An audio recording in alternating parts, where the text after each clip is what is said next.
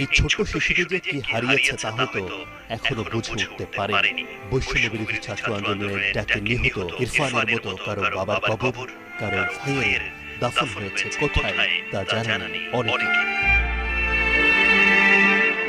কারো বা কাছের মানুষটির খোঁজে এখনো হাসপাতালের মর্গ থেকে মর্গে ছুটে বেড়ানো স্বজনদের সংখ্যাও কম নয়।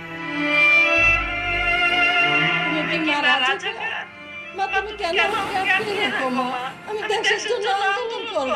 আমি যদি আজকে বেরোতে পারি আর আসবো না, আমি রাস্তা থেকে আন্দোলন করব।